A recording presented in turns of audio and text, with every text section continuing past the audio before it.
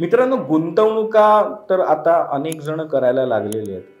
Saving कल्चरमधनं आपण आलेलेच लोकं आहोत. आपण आपल्या मिळालेल्या रुपयातला अ, काय म्हणता येईल, खारीचा वाटा तरी वाचवणारे लोकं आहोत. आपण सेव्हिंग कल्चर असलेली लोकं असल्यामुळे आपल्याला सेव्हिंग करायला पाहिजे हे सांगायची गरज नाही. आणि या सेव्हिंगला आता गुंतवणारे लोकं देखील बऱ्यापैकी वाढलेले आहेत. पण एक गोष्ट माझ्या लक्षात येते, अनेकांचं ज्यावेळेला मी आर्थिक नियोजन करत असतो, अनेक जण ज्यावेळेला याबाबत प्रश्न विचारत असतात, आर्थिक आयुष्यात मला डोकावता येतं, त्यावेळेला एक गोष्ट लक्षात येते की गोल बेस फायनान्शियल प्लॅनिंग न केल्यामुळे अनेकांकडे होतं काय की 18 लाख 16 लाख असे जमतात देखील इन्व्हेस्टमेंट्समधनं, आणि अचानक घर घेण्याची इच्छा होते आणि त्याच्या डाऊन पेमेंटसाठी लगेच 16 लाखामधले 15 लाख वापरून टाकले आणि डाऊन पेमेंट करून टाकलं.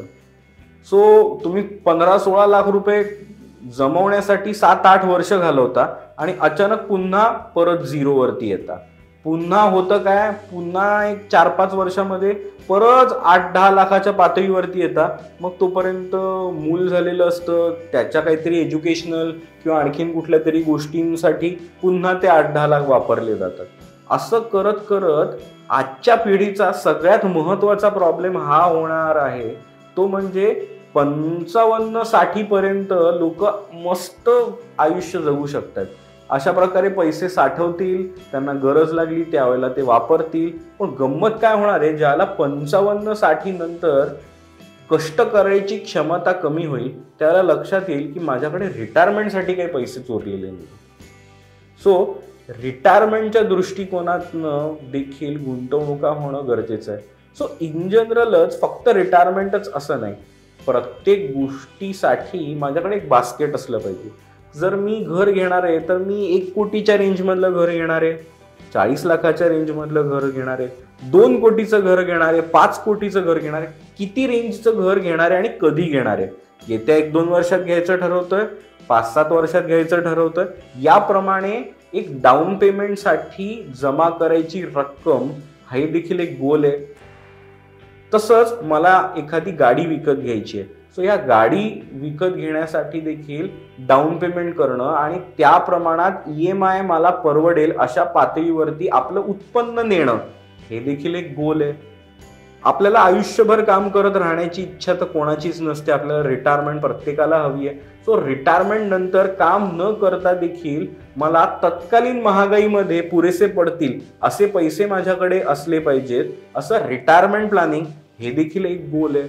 आता अनेक जण म्हणतात की 50 मध्ये मला रिटायर वगैरे व्हायचंय. आता अनेक जणांचे असे व्हिडिओज असतात की 50ला तुम्ही रिटायर्ड व्हा, काही जण म्हणतात 45लाच रिटायर्ड व्हा. पण तुम्ही लक्षात घ्या, जर तुमचं आजच्या काळामध्ये लग्नाचं वय वाढत चाललेलं आहे, मुलं होण्याचं जे वय आहे ते वाढत चाललेलं आहे.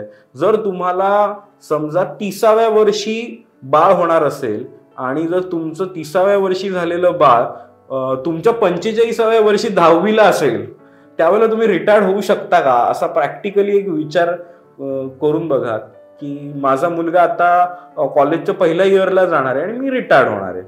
सो पॉसिबल आहे का नक्की?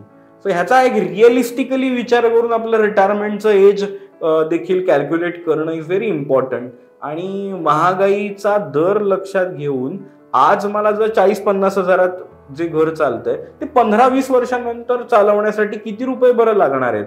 सो माझ्याकडे रिटायरमेंट कॉर्पस नक्की किती जमला पाहिजे. सो त्याच्या दृष्टिकोनात एक 2,000, 5,000, 10,000 तरी वेगळे चालू आहेत का, जे मला मुलासाठी किंवा घर घेण्यासाठी किंवा गाडीच्या डाऊन पेमेंटसाठी किंवा इतर कुठल्या तरी वेकेशनसाठी असे मी ते पैसे हात लावणार नाहीये. ते माझे रिटायरमेंटचेच पैसे आहेत. मित्रांनो, काय व्हायचं अगोदर आपल्याकडच्या ज्या ट्रॅडिशनल कंपन्यांमध्ये जे लोक काम करतात तिकडे PF आणि या सगळ्या गोष्टी ज्यांच्या कट होत असतील त्यांचे काहीतरी पैसे रिटायरमेंटच्या दृष्टिकोनातनं कट तरी होत असतात, ते बाजूला पडत असतात. ते रिटायरमेंट पर्यंत बाजूला राहत असतील तर चांगली गोष्टच आहे. पण अनेक ज्या कंपन्या आज प्रायव्हेट सेक्टर मधल्या कंपन्या आहेत, आणि आता नवीन बदललेल्या नियमांमुळे तुम्ही PF कट न होऊ देता अख्खाच्या अख्खा पगार देखील घेऊ शकतात. आणि आजचे अनेक तरुण आपल्या क्रेडिट कार्डचं बिल पुरेसं परत नाही आणि या सगळ्या कारणासाठी म्हणून अख्खाच्या अख्खा पगार घेऊन टाकतात. मग त्यांचा 1 रुपयाचा देखील PF जात नाही, ग्रॅच्युइटी जात नाहीये आणि 100% पैसे इन हँड घेतले जात असतील आणि ते 100च्या 100% खर्च होत असेल तर ही गोष्ट तर अतिशय भयंकर आहे. आणि त्यातूनही जरी आपण सेव्हिंग्स करत असलो, इन्व्हेस्टमेंट्स करत असलो तर मला गरज लागली की माझ्याकडे असलेल्या सगळ्या इन्व्हेस्टमेंट्स मी वापरून टाकतो. या बिहेवियर मधनं होणार असं आहे की लोक कधी आयुष्यात रिटायर होऊच शकणार नाही. वयाची 70 येईल, 75 येईल, तुम्ही फक्त स्वप्न रंगवाल की 50 मध्ये मला रिटायर व्हायचंय. पण जर 50 मध्ये जर तुमची रिटायरमेंट साठी तत्कालीन महागाईमध्ये 8 ते 10 कोटी लागणार असतील आणि तुमच्याकडे 8 ते 10 कोटी नसतील, मुलगा तुमचा उभा आहे कॉलेजमध्ये जाण्यासाठी, अशा परिस्थितीत तुम्हाला वाटतं का तुम्ही रिटायर होऊ शकाल? प्रॅक्टिकली स्वतःला प्रश्न विचारा आणि समजून घ्या. उगाच आपल्या काय म्हणता येईल स्वप्न छान वाटतात म्हणून फक्त पाहण्यापेक्षा जी खरी ठरू शकतात आणि जी प्रॅक्टिकली रॅशनल आहेत अशी स्वप्न पाहून जर त्या दृष्टिकोनातनं गुंतवणुका केल्या तर आपण जगू शकतो. अदरवाईज होईल असं, ज्यांना 50 मध्ये रिटायर्ड व्हायचं स्वप्न बघायचंय त्यांना खूप मोठा पोर्शन हा रिटायरमेंट कॉर्पस म्हणूनच ठेवायला लागेल. मग मध्ये घर घ्यायचंय स्वप्न दुर्लक्ष करा, गाडी घ्यायचंय स्वप्न दुर्लक्ष करा, मुलांना देखील चांगलं शिक्षण देण्याच्या गोष्टींनी खर्च करायचे दुर्लक्ष करा आणि रिटायरमेंटसाठी फक्त सेव्ह करा. अशा अग्रेसिव्ह प्लॅनिंगनी जर तुम्ही एक 8-10 कोटी रुपये जमवू शकलात तुमच्या 50 चा टप्पा येण्याच्या आत तर ही गोष्ट शक्य आहे. But it is, do you think practically possible? So त्यामुळे प्रॅक्टिकल दृष्टिकोनातनं गोल बेस्ड फायनान्शियल प्लॅनिंग करून घेणं, आर्थिक आयुष्यात डोकावणं. त्यामुळे मार्केट क्या चल रहा है, मार्केट क्या दे रहा है पेक्षाही मुझे मार्केट से क्या चाहिए और कब चाहिए.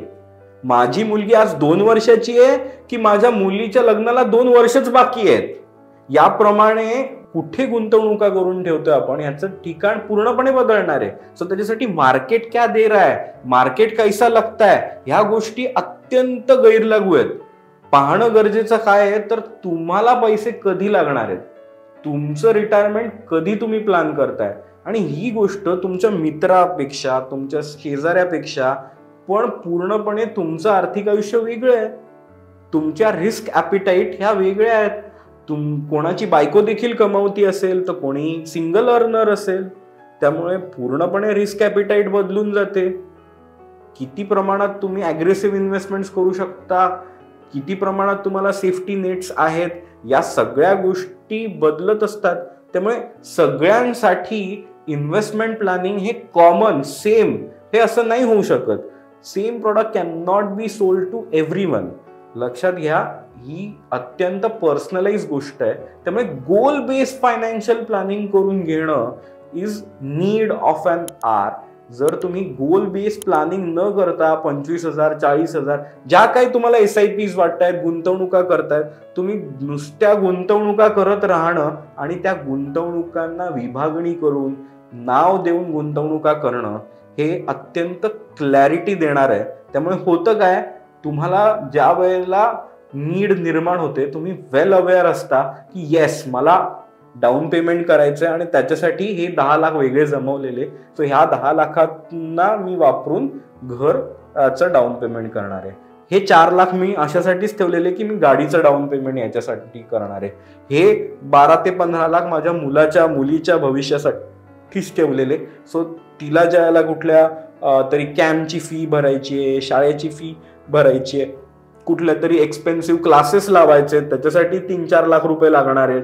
सो त्यासाठीचे वापरण्याचे पैसे मी या फंड्स मधनं वापरेन. सो हे कुठल्या गोष्टींमधनं वापरणार ह्याची ठिकाणं ठरलेली असतील, याला किती वर्ष लागणार असतील हे ठरवलं गेलं. प्रत्येक गोलची रिस्क ॲपिटाईट वेगळी आहे. So I feel goal based planning करून घ्या. आणि जर गोल बेस्ड फायनान्शियल प्लॅनिंग करून घेण्यासाठी तुम्हाला जर माझी मदत हवी असेल तर या नंबरवरती कॉन्टॅक्ट करा.